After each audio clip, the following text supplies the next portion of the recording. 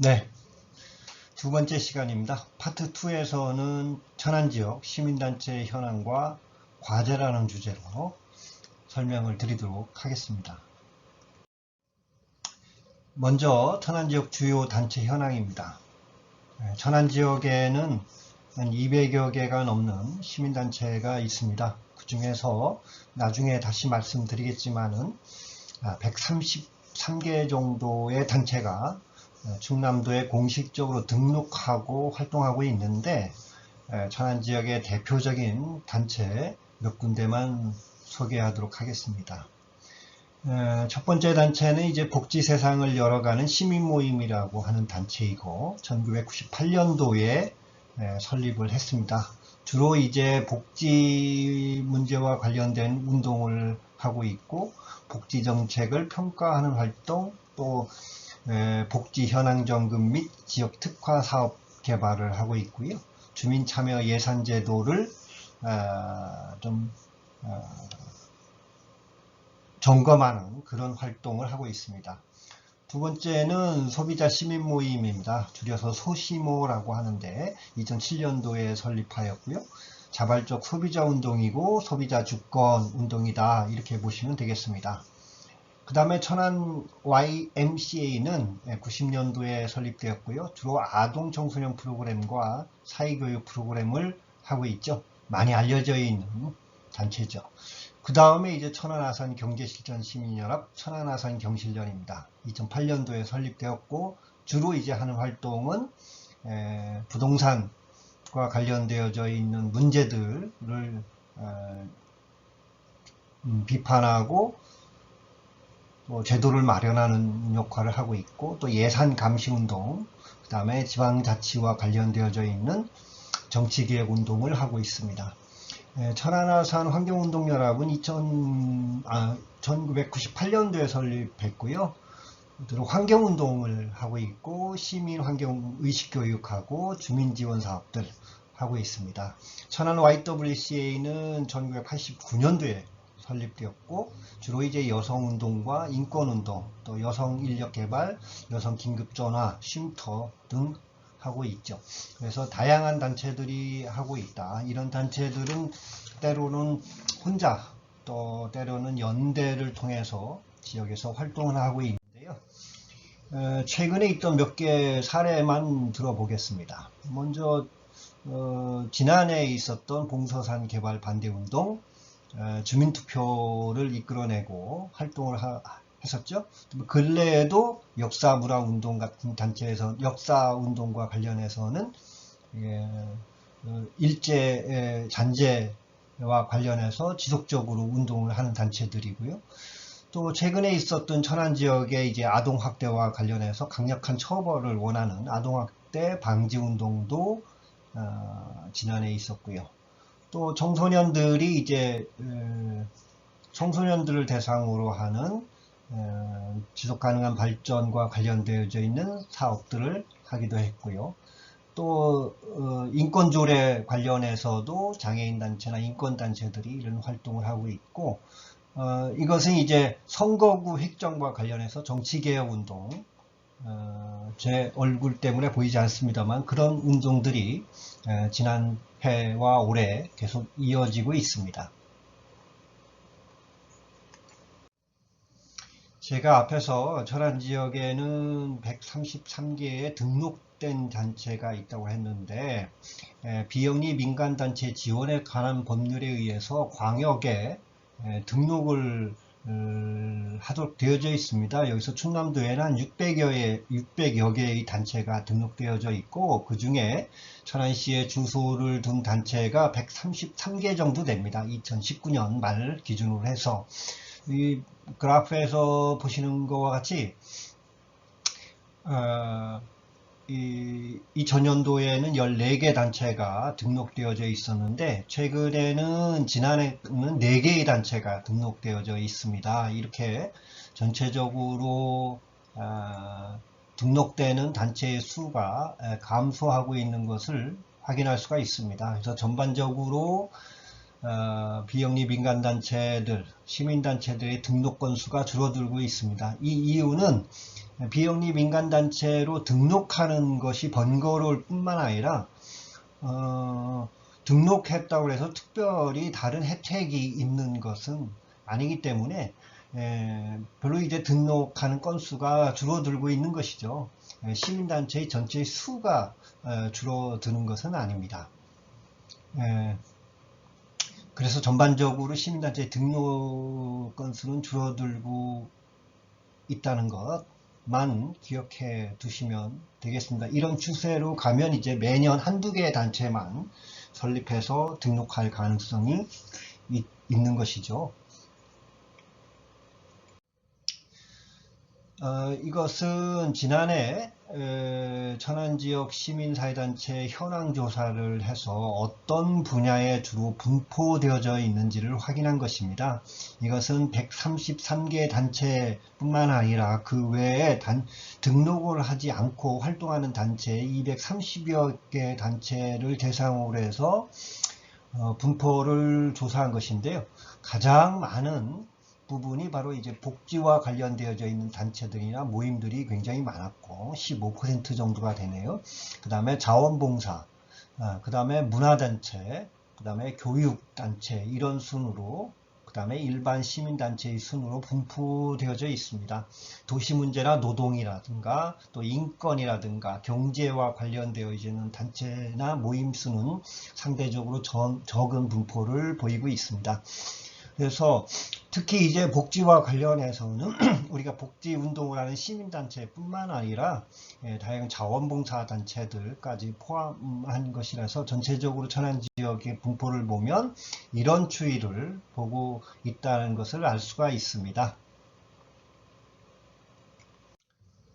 이것은 이제 시민단체의 회원수인데요. 제가 앞에서 시민단체라고 하는 것은 기본적으로 회원으로 구성되어져 있는 것이고 단체로 등록하려면 최소 100명의 회원을 확보해야 충남도에서 등록을 할 수가 있는데 주로 이제 회원을 기반으로 하는 단체들은 회원 수가 많으면 많을수록 회비 수입이 많기 때문에 그만큼 재정적 여력이 커지는 것이 되겠죠. 그래서 전체적으로 보면 시민단체의 어떤 운동력을 측정하는 지표가 바로 회원 수의 크기도 크게 관련이 있는데 그와 관련해서 한번 보면은 100명 이하가 전체 한 25% 정도 되고요.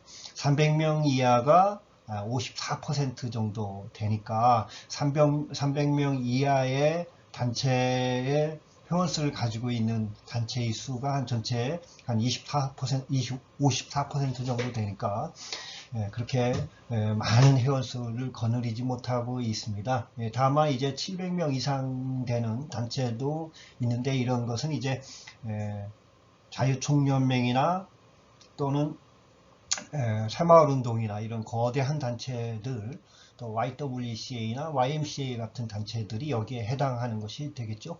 대부분 우리가 앞에서 소개했던 단체들은 500명 이하의 단체들에 속할 겁니다. 그래서 여전히 이런 지표를 보면 우리 지역의 시민단체들이 많은 경제적인 또 많은 조직 확장이라는 측면에서 많은 어려움을 겪고 있다는 것을 이 표를 통해서 알 수가 있겠습니다.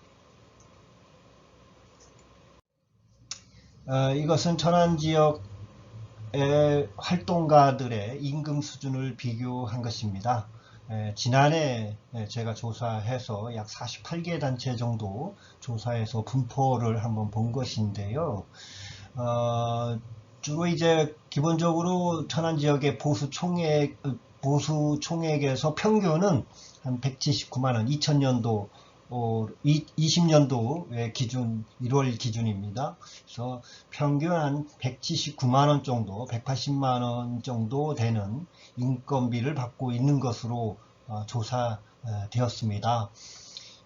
이런 활동가 기본적인 그 상근 직원의 평균 임금은 전국 공익활동가 평균 임금인 230만원에 비해서 상대적으로 적게 나왔고요. 전체 임금 근로자의 평균 임금이 2017년도에 260만원 정도, 257만원 정도 되는 것에 비해서는 터무니없이 낮은 거였고, 최저임금이 19년도 최저임금이 175만원 정도 된 거에 비해서 한 8만원 정도 최저임금비보다는 이제 높은 수준으로 이렇게 조사가 되었습니다. 전체적인 분포를 봤을 때는 200만원 이하가 84%를 차지했기 때문에 많은 사람들이 이제 200만원 이하의 인건비를 받고 활동하고 있다는 것을 알 수가 있습니다. 이런 사정에 의하면은 인건비가 낮은 활동가가 대부분이라고 하는 것은 결국은 또 다른 이직률을 낳을 수가 있기 때문에 인건비 현실화 측면에서도 매우 중요하고, 또 숙련된 공익활동가들을 많이 있어야 되는데 이런 측면에서도 좀 어려움이 있다는 실태를 알 수가 있습니다. 이것은 천안지역 시민단체 상근 활동가 수 분포입니다. 그래서 상근 활동가, 공익활동가가 한 단체에 몇 명이 상근하고 있는지에 대한 분포인데, 상근자가 없다라고 대답한 단체도 20%나 됐고, 한 명이라고 응답한 단체가 23% 정도 됐고요. 전체 2 내지 3명이라는 데가 26%로 가장 많았습니다만은, 전체로 봤을 때 3명이 넘지 않는 상근자 수를 가지고 있고, 이런 분포가 거의 70%에 이르고 있어서 시민단체에는 낮은 인건비 수준이요, 회원수도 많지 않기 때문에 재정적 여건이 높지 않다는 것도 알 수가 있고, 그래서 천안지역의 이제 운동성이라고 하는 것이 다양한 운동을 하고 또 전문적이고 체계적인 운동을 하기에는 여전히 열악한 수준에 있다는 것을 이 표를 보면 알 수가 있겠습니다. 그 다음에 이제 예산 분포입니다. 앞에서도 계속 이야기를 했습니다만은 1년 예산이 5천만원 이하인 데가 38%나 됐고, 1억 미만인 데가 전체로 보면 한 56% 정도, 절반 이상이 1억 미만의 예산을 가지고 두세 명의 활동가로 낮은 임금으로 이렇게 회원수도 300명 이하인 이런 상태를 보이고 있는 것은 좀 크게 개선이 돼야 되는데, 이것이 뭐 회원을 많이 확보해서 해야 되는데, 그것은 또 다른 문제, 또 운동을 많이 하고 또 보여주고 회원이 들어오고 이런 선순환 구조를 그려야 되는데, 그러기에는 예산도 적고 또 인력도 없고 낮은 임금이고 이런 악순환 구리로 구조가 만들어졌다는 것이 매우 안타까운 일입니다. 그래서 시민사회가 더 활성화되기 위해서는 일단 좋은 활동가들이 장기간 일할 수 있는 여건이 조성돼야 될 것이고, 또 하나는 조직 기반이 크게 확대돼야 됩니다. 지금 현실에서는 크게 확대를 볼 수가 없는 상황인데, 이를 개선하기 위해서는 많은 시민들이 시민사회 활동에 대해서 이해를 하고 거기에 후원을 하고 또 회원으로 가입하고 기부를 하고 이런 문화가 정착되어야 한다는 것을 시사하는 것이라고 하겠습니다.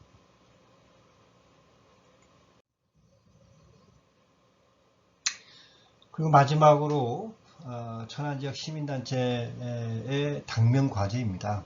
앞에서 제가 계속 말씀을 드렸습니다. 천안지역의 시민단체가 재정 기반이 매우 열악하다. 예산은 거의 60%가 1억 미만이고, 상근 활동을 하는 사람도 3명 이하인 경우가 60% 가까이 되고, 또 평균 임금이 최저임금 수준으로 되어져 있고, 또 회원수도 낮아서 재정을 확장하기 너무 어렵다, 이런 얘기를 했습니다. 그렇다고 해서 여기에 머물러 있을 수는 없는 것인데, 그러기 위해서는 단체들이 적극적인 마케팅이나 또 생활운동, 좀 시민 밀착형 운동 중심으로 나아가서 시민들이 같이 활동하고 같이 공익적 활동을 통해서 자원봉사를 통해서 회원으로 확보되고 이분들의 회원이나 기부금이나 후원금으로 해서 활동가의 인건비나 또 사업을 할 수 있는 여건을 마련해 주는 것이 매우 중요하다는 것입니다. 두 번째는 조직 기반의 확대입니다. 현재로서 가지고 있는 여건으로서는 다양한 시민 활동, 공익 활동을 하기가 어려운 상황입니다. 이렇기 때문에 우리가 각 단체들이 공동의 이슈를 가지고 연대적 활동을 통해서 활동을 해서 시너지를 내야 할 것이고, 또 한편에서는 기존의 이념적 지향의 운동에서 시민 밀착형 운동, 소소하지만은 지역의 작은 단위를 변화시킬 수 있는 그런 운동으로 전개되는 것이 매우 중요하고요. 그러기 위해서는 운동가들도 어떤 운동의 패턴을 크게 바꾸고 조직의 규모나 조직의 모양새도 조직의 전문성도 크게 바꿔야 되는 것입니다. 그래서 앞으로 우리 지역 시민운동의 미래는 어떤 방향으로 나아가야 될까 하는 이야기입니다. 제가 앞장에서 코헨과 아라토의 시민사회의 구성이 뭘로 되어 있는지를 이야기하면서 네 가지 구성 요소를 얘기했습니다. 첫 번째는 가족, 두 번째는 자발적 결사체, 세 번째는 사회운동, 네 번째는 공론장, 이렇게 이야기했습니다. 거기에서 제가 앞으로는 이런 것들이 이제 미래에는 어떻게 될 것인지에 대해서 좀 소개하면서, 첫 번째는 가족은 가족 해체다, 다양한 가족의 형태가 등장한다, 가부장적인 가족의 쇠퇴가 이루어질 것이다. 그러나 여전히 개인에게 있어서는 가족이 굉장히 중요할 것이다 라는 얘기를 했습니다. 즉 미래에도 시민운동의 한 축은 가족이나 가족에서의 가족 붕괴를 예방하는, 또 1인 가구라든가 또 가족 같은 새로운 가족을 만들어주는 운동 같은 것을 해야 될 것입니다. 두 번째는 시장의 권력이 강해져서, 위르겐 하마스가 한 이야기를 제가 다시 한번 말씀드리면, 시장에 의한 시민단체의 시민사회의 식민화가 이루어질 것이고, 우리가 80년대, 90년대에 있었던 유토피아, 시민단체한테는 아주 무궁무진한 세계였는데 이것이 하나의 사이클이 끝나갔다. 그래서 새로운 사이클이 와야 되는데, 그 시장과의 관계, 즉 소비자로서의 시민운동이 전개될 것이라고 보여지는 것입니다. 즉 막강한 글로벌 경제체제에서의 신자유주의와 맞서는, 그리고 거기에 독점적 자본에 맞서는 시민운동의 한 축이 있을 터이고, 또 현명하고 공정한 소비자로서의 소비자운동이 한 축이 될 것입니다. 세 번째 말씀드리고 싶은 것은 SNS와 같은 새로운 온라인 공동체에서 만들어지는 새로운 어떤 진실의 세계, 후기 진실의 세계, 즉 포스트 소스 시대에 대비해서 가짜뉴스, 공정한 언론이라든가 팩트를 전달한다든가 이런 것들이 우리 시민 사이에 하나의 그 어떤 사업 쟁점, 사업 아이템이 될 것입니다. 이런 어떤 방향적 전개를 생각하면서 앞으로 지역의 시민운동은 어떻게 나가야 될지를 설명해 본 첫 번째는, 이제 규모의 경제의 시대는 끝났다. 규모가 크면 클수록 더 많은 자본이 승수로 생겨서 더 많은 자본을 얻게 될 것이다. 그래서 규모의 경제를 하는데 시민운동도 대규모 조직을 만들어서 앞으로 나가야 된다는 백화점식 단체들은 이제 쇠퇴하고 중소규모 단위로 전환되어질 것이 분명해 보입니다. 즉 동호회나 어떤 쟁점을 가지고 모여있는 것, 소소하지만 그런 운동을 하는 사람들, 제가 경험한 운동하는 사람 중에 가장 인상 깊었던 운동은 두 가지가 있는데요. 첫 번째는 무동력으로 경주를 하는 게임에 나가는 공고 동창들, 지금 50세가 넘은 사람들인데 동창 5명이 무동력 대회, 그러니까 전기나 휘발유나 석유를 경유를 때워서 가는 동력이 아니라 무동력으로 하는 경주에 나가기 위해서 준비하는 모임이 있었는데 5명이 시골에 비닐하우스를 짓고 거기에 자전거나 리어커나 이런 것을 버려진 것을 갖다가 무동력이니까요. 사람의 힘으로 더 빨리 가는 자동차 같은 것을 탈 것을 만들어서 경기에 나가는 사람들이었습니다. 그 사람들을 만나서 이야기를 해보니까 이것이나 우리의 환경을 사랑하는 하나의 방법이다. 그래서 환경운동을 하고 있고 그래서 대회에 나가서 몇 등을 하고 또 국제대회에 나가는 것, 몇 년 후에 국제대회에 나가는 플랜을 짜고 국내에서 몇 등을 하고 단계별로 하면서 또 역학 공부를 해서 더 빨리 가는 무동력 자동차를 만드는 그런 동호회가 있었어요. 그분들은 거기를 통해서 환경운동을 하는 거였고 또 하나 팀은 20대 젊은 여성 3명이 모여서 재개발 지역 또 구도심에서 거기에 있는 할머니들만 모집해서 그분들하고 같이 바늘질도 하고 또 제품도 만들어서 판매하는 일을 하고 있었는데 이런 것을 이제 사회적 기업이라고 하는데 이 사회적 기업은 특징이 이제 착한 소비만을 바라고 있는 거예요. 그러니까 좀 모양이 안 이뻐도 기능이 좀 떨어져도 바늘질 솜씨가 좋지 않아도 제품의 디자인이 멋지지 않아도 견고하지 않아도 착한 소비를 바라는 사람들한테 좀 가격을 사달라고 요청하는데 이 젊은 친구들은 그것이 아니라 모두 디자인을 전공한 사람이고 디자인적으로 국제적인 기업과도 우리가 경쟁할 수 있는 제품을 만들겠다는 생각으로 그 할머니들하고 같이 제품을 만드는 해서 온라인을 통해서 판매를 해서 그 기업을 운영하는 사람들이 또 있었습니다. 이렇게 운동이 소규모로 전환되고 동호인 중심이고 취미 중심이고 전문가 중심으로 운동을 하게 될 거라는 것이 쉽게 예측이 됩니다. 제가 경험한 거였고요. 제가 한 10여 년 전에 어느 다큐를 보니까 일본에는 태평양 전쟁에 대해서 반성을 하는 모임들이 있는데 이 모임이 매달 혹은 매주 대여섯 명의 사람들이 조그만 장소에 모여서 일주일 동안 혹은 한 달 동안 자기가 공부한 혹은 본 내용을 가지고 발표를 하는 거예요.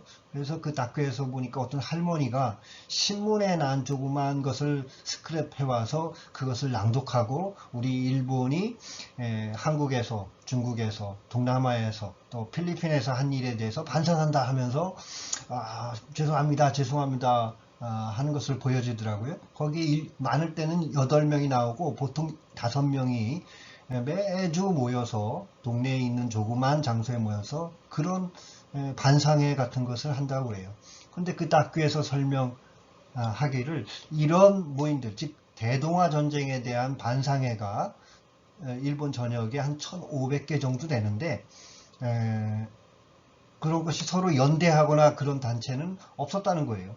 즉 우리도 앞으로 그렇게 나갈 겁니다. 우리나라 같았으면은 그런 1500개나 되는 소모임들을 하나의 모임으로 뭉쳐서 강력한 힘을 발휘할 거대한 조직으로 만들고자 하는 사람이 등장하게 될 터인데 일본은 그렇게 하는 것을 선호하지 않고 단지 자기 주민들, 자기와 마음이 맞는 사람들끼리 모여서 대여섯 명이 모여서 그런 것을 한다는 것이죠. 우리도 아마 우리나라도 이제 그렇게 소규모로 나아가고 또 소규모로 나아가서 협동조합을 만들고 사회적 기업을 하고 그런 동호회 활동을 하는 것이 훨씬 더 지역 밀착형, 시민 밀착형이고 소소하지만은 우리가 나아가야 할 어떤 시민운동의 하나의 방향을 정해준 거라고 저는 판단하고 있습니다.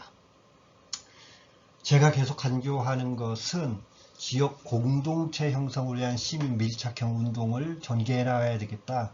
이념적이고 거대 이슈고 국가 이슈에 매몰되기보다는 우리 지역 읍면동 단위, 리통 반 단위, 에서 생겨난 문제를 중심으로 지역 주민들이 고민하고 또 문제점을 해결하고 그것을 해결하려고 노력하는 사람들이 모여 있고 이런 공동체 중심의 소모임들이 늘어나는 것이 좋겠다. 이런 것을 우리가 기존의 시민운동가들이 또 공익활동가들이 이런 역할들을 매개하는 역할들을 해야 될 것이라고 저는 보고 있습니다. 세 번째는 이념적 스펙트럼의 다양성을 인정해야 됩니다. 학자들은 이런 우리나라의 이런 이념적 분화를 이중적 시민사회라고 표현하기도 합니다. 대표적인 것이 촛불이죠. 촛불 집회를 통해서 박근혜 정부가 무너지고 우리 새로운 정부가 들어섰는데 그 이전에 광우병 사태 그 이후에 나와서 이런 탄핵 이런 것을 촛불 집회에 있는 사람이 있고 또 이것을 반대하는 세력들을 우리가 이제 태극기인데 이런 우파와 좌우의 대립이 제가 볼 때는 해방 이후 그리고 6.25 전쟁 이후 60년대까지 보다도 훨씬 더 강하게 이런 시민사회가 대립하고 있는 것입니다. 물론 저는 태극기에 있는 태극기 운동을 하시는 분도 태극기 부대들도 왜 그렇게 하는지에 대한 도저히 이해할 수 없는 행동이라고 해도 그분들이 그렇게 이해하는 것에 대해서 엄연히 존재하는 것이고 그분들이 그렇게 되어진 근본적인 원인이 어디에 있는지를 면밀히 검토해서 우리가 왜 이렇게 분열하고 극단적으로 행동하는지를 이해할 필요가 있습니다. 어쨌든 이런 이념적 분화되어져 있는 이런 이중적 시민사회에 대한 인정을 상호 인정하고 그들이 그렇게 하는 것에 대해서 충분히 이해하고 또 영역을 침범하지 않는 그런 상태의 시민운동이 필요하다는 생각을 하게 됩니다. 대립과 갈등보다는 서로 상대방을 이해하는 것이죠. 네 번째는 NGO 간 경쟁과 연대성의 회복입니다. 시민단체들은 유사한 시민단체들이 서로 자기의 독특한 프로그램과 역량을 가지고 경쟁을 하고 있습니다. 이 경쟁을 하는 것은 시민들에게 더 좋은 프로그램, 더 좋은 캠페인으로 시민들에게 이해시키고 서로 동참을 하는 것이죠. 이런 경쟁도 필요하고요. 때로는 함께 할 수 있는 것은 연대를 통해서 이슈를 만들어가는 것 중요하다고 볼 수가 있습니다. 마지막으로 필요한 것은 온라인에서의 시민운동과 정보 확산에 대한 대응입니다. 앞에서 여러 차례 말씀드렸지만은 소셜 네트워크 서비스는 시민운동의 새로운 방향을 제시해 주기도 하고 새로운 영역을 확장해 주기도 한 것입니다. 여기에 역기능적인 가짜뉴스에 대한 것도 우리가 대응해야 되겠고 이런 가짜뉴스에 대해서도 충분히 팩트가 무엇인지를 진실을 알리는 역할들을 해야 되겠습니다. 제가 오랫동안 1시간 동안 제가 천안지역 시민사회단체 현안과 과제에 대해서 설명을 드렸습니다. 마지막으로 해야 될 것이 우리 지역 시민운동의 미래에 대해서 다 포함되어져 있습니다. 시민운동은 새로운 전환기를 맞고 있습니다. 특히 SNS의 범람은 이중적 시민사회를 더욱더 견고하게 만들어가고 있습니다. 공론장이 양극화되어져 있습니다. 이런 상황에서 우리가 올바로 보고 가짜뉴스를 걸러내고 또 우리 시민사회 혹은 우리 국가가 우리 미래가 어떻게 나아가야 될지를 명료하고 정책성을 확고히 하는 것이 매우 중요하다고 생각합니다. 자, 제가 전체적으로 설명을 드렸고요. 오늘 강의는 여기서 마치도록 하겠습니다. 장시간 들어주셔서 감사합니다.